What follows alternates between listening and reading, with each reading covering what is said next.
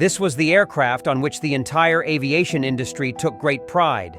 It took several years to build, and it remained in service for more than 30 years without any significant issues. It was the world's first and last supersonic passenger aircraft model, known today as the Concorde.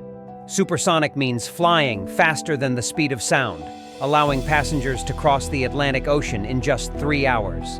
However, the world watched in astonishment when, on July 25, 2000, after 30 years of service, it faced a heavy blow, leading to the permanent discontinuation of this aircraft model.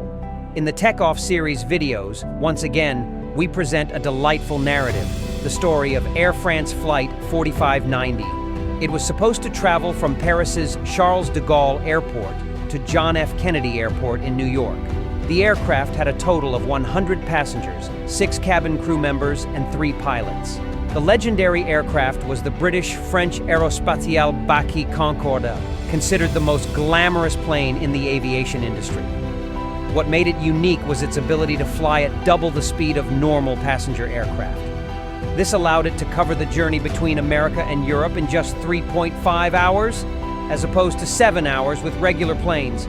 The Concorde's top speed, exceeding even the speed of sound at 1235 km/h, was a record at 2180 km/h. This remarkable speed was achieved with the Concorde's impressive delta wing design, commonly seen in fighter jets. However, engineers faced a challenge. The Concorde required a much higher speed for takeoff, not only in terms of velocity, but also in the angle of attack. The angle of attack is the angle at which the nose of the aircraft lifts during takeoff. Compared to a normal passenger plane, Concorde had to achieve a higher speed of up to 200 knots, 230 km/h during takeoff, reaching 35,000 feet per minute. This incredible speed posed challenges, including excessive pressure on the Concorde's tires. In its 30 years of service, the Concorde faced tire bursts 57 times. But fortunately, no significant damage occurred. The tires burst at such high speeds that the tire fragments would hit the wings, posing a risk of wing punctures. As the fuel tanks were located in the wings, any tire burst could lead to fuel leaks. To address these challenges, engineers made modifications to the landing gear and reinforced the tires in the early models. These changes significantly reduced the occurrence of tire bursts. The Concorde's technical information helps understand the incident of Air France 4590. On July 25, 2000, at 14:03, Air France Flight 4590 was fully prepared for departure. Both pilots and one flight engineer were experienced, having undergone a passenger boarding. After obtaining permission from the control tower, the aircraft taxied to runway 26R. However, an issue arose. The DC-10 aircraft of Continental Airlines was already positioned for takeoff on runway 26R, and Concorde had to wait until it completed its takeoff. During this wait, the Concorde's captain performed the required flight checks, including verifying the weight and fuel of the aircraft. These checks are crucial, as they determine the success of takeoff. The DC-10 initiated its takeoff, and as the Concorde was next in line, it had little time for runway inspection. France's airports typically conducted runway inspections only twice a day during daylight hours. Now it was Air France 4590's turn. With the Concorde on runway 26R, the aircraft was already gaining speed. After 24 seconds, the first officer informed the captain that all engines were operating correctly. 11 seconds later, the first officer signaled V1, indicating that the takeoff could not be aborted. By this point, 35 seconds had elapsed, and the Concorde had crossed 1,700 meters of the runway. At 243 seconds and 9 seconds later, the Concorde made a slight left turn. It is crucial to note that all this information was recorded in the Concorde's flight recorder, commonly known as the black box.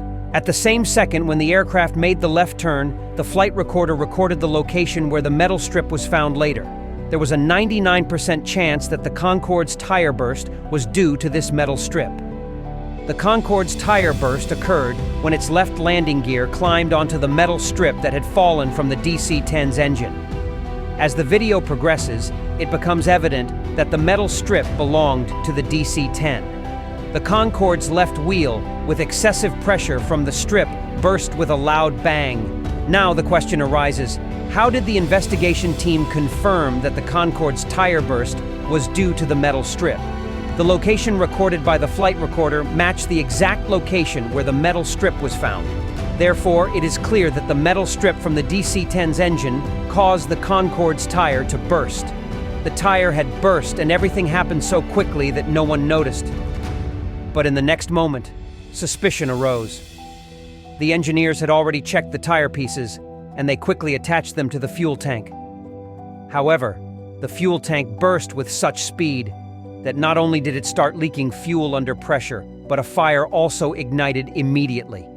Not only that, due to some reason, a fire broke out in the engine. At this moment, the aircraft started dragging towards the left, and the captain pressed the right pedal to set it straight. Unaware that there was a fire on their plane, the air traffic controller noticed that the Concorde had taken off.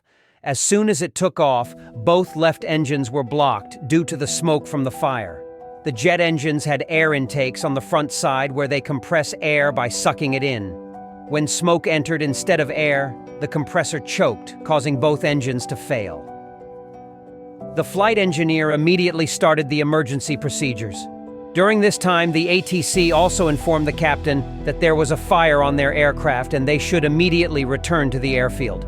Air France 4590 was now only relying on the support of two right engines. Due to the shutdown of both engines, the Concorde could not maintain altitude efficiently. The left wing's fire began to melt the flaps, and due to this, the Concorde started turning towards the left. The captain made a right turn to set the plane straight, but this resulted in a decrease in speed. Speed was crucial at this moment, as it could save the Concorde.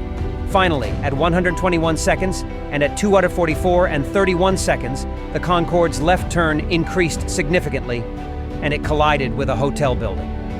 In this accident, 109 people on board and 4 on the ground lost their lives. Immediately after the crash site was sealed and the investigation started.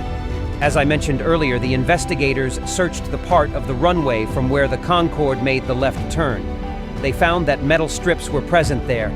When they examined the maintenance history of Continental Airlines DC-10, they discovered that the metal strip had been repaired not once but twice by the engine manufacturer's SOP. In this situation, passengers around the world stopped traveling on the Concorde, which already had a significantly higher ticket price than normal planes. In this scenario, operating them again was not possible. This was the point when the Concorde was permanently discontinued and preserved in a museum, ensuring that the future might see humans traveling faster than the speed of sound. For now, we only know that 31 years have passed in history where humans used to travel faster than the speed of sound. Hopefully you'll like and share this video full of your love and appreciative comments. Thank you very much for your wonderful comments. See you in the next fantastic video.